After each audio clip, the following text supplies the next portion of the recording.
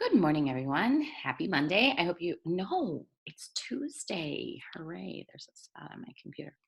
I hope you had a great Memorial Day weekend. I know I did. I totally relaxed and on Saturday and Sunday did not think about school at all. So it was great. I hope you guys did the same thing. I did have to get work done yesterday. Oh, just a sec. Let me pause this so I can stop the dog from barking. All right, we'll see how that goes. Okay, so today we're going to talk about assassination. So we're going to talk about the assassination of Lincoln. Um, so let me show you a little image. And when we go to DC, although I think we've stopped doing this, although maybe I can bring it back for you guys for next year. This was my favorite thing, and shockingly enough, Miss Chan and Miss O'Dowd did not like doing this thing, which was to go to the Ford Theater and see a little like retelling of Lincoln's assassination. I'm trying to find the picture. Where is it? There it is. Okay. So here you can see this. So Lincoln was assassinated in a theater. It was 5 days after the South surrendered at Appomattox, and so the war had just ended, and he and his wife went to see a play in D.C., and it was called the Ford's Theater. He was watching the play, and then this gentleman here, John Wilkes Booth, who is a Southerner who felt that he had to save the Confederacy by assassinating Lincoln, and had several, well, at least one other plan to kidnap him that had fallen through. So when he heard that Lincoln was going to be at this show, he decided to go and assassinate him. John Wilkes Booth was a well-known actor. That might be why he was more comfortable to go to a theater. So he went up into the private box that President Lincoln and his wife, Mary Todd, were sitting, and he shot him. And then Lincoln fell over, I believe. He fell, or Wilkes jumped down. I think Wilkes jumped down onto the stage and shouted "Sic semper tyrannis," which is Latin for "Long live the tyrants," which is the Virginia state motto, which is where he's from. So super dramatic. At first, people thought it was part of the play, so people were laughing and clapping because it was a comedy, and then the play was a comedy.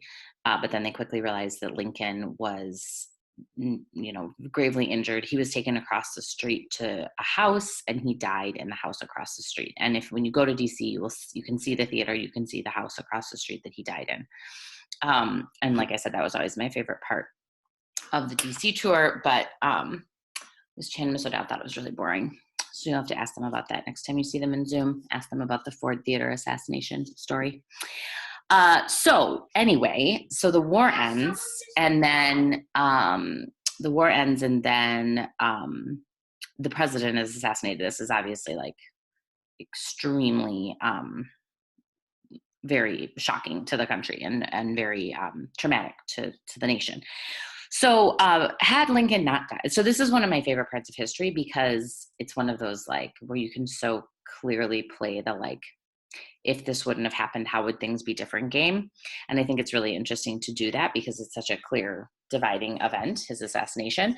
But his assassination changed Reconstruction. So Reconstruction is the period after the Civil War when the country tried to rebuild. It was from, they gave the exact dates, from 1863 to 1867. So it was not a super long period of time, but it was a hugely influential period of time in our country, and the ramifications of it are still being felt today. The Jim Crow laws arose out of this time period, which then, of course, just 1 second, let me just talk to my son for a minute. Sorry about that. So the ramifications are still being felt today. And had Lincoln not died, had things gone differently, obviously things would have been very different. So I just think it's really interesting to think about that.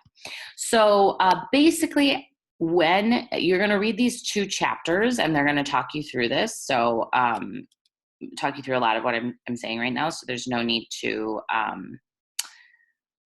take notes on what I'm saying at this moment, but just the main sort of overall idea of this, and the gist of all of this, is that there were 2 big issues. How do we being, I'm just sort of saying we as the United States, but really the North, deal with the issue of what the South did. Are they punished or are they not punished? Like what's sort of the way of handling what happened with the South? And then the other issue is, what do we do with all of these freed slaves? And how do we either help them rebuild their lives, get an education, become landowners, become productive members of society, or not? What's the responsibility there? So those are the two big issues that went down.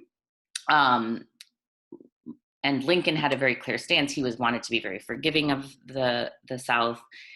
He wanted to help the freed people of the South gain an identity and a foothold. And then Vice President Andrew Johnson had a very different way of handling things. He was very angry with the rich white landowners of the South. He wanted them to ask for forgiveness, and he sided with the poor white farmers of the South and was not as much on the side of the freed slaves.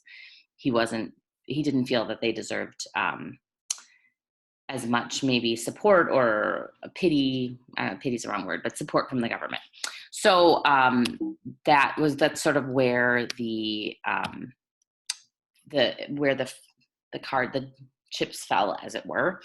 And then, so today, I want you to just understand Lincoln's assassination, the timing of that, and then the two sort of sides that there were. I mean, there were more than two, and it was way more complicated than that. But for where we are, we'll say two at this moment. So the two sides, and then what kind of, we'll get into like what happened and how things happened and how things unfolded tomorrow. Sorry, I feel like I was a little spacey while I was sharing that. I was feeling a little distracted. But basically, you're going to read about what I talked about, and that will help solidify it in your head and answer some questions, and then we'll go over more tomorrow. The other thing to keep in mind while you're thinking about all of this is think about what just happened, which was this horrible war, and the march to the sea that happened, where farms were burned and everything was stolen, and all these deaths that occurred at all these battles where it was Americans fighting against other Americans, even if they weren't identifying them with as Americans at that time, they are now. So there was a lot of emotions. Plus, we have a dead president. A lot happening. So read these two chapters, get a better sense of what's happening and the debates that are occurring, and then we will move on to other things tomorrow. Oh, also, you should be continuing to work on your research. So you had to turn in, you're writing. You had to turn in a portion of it on Sunday.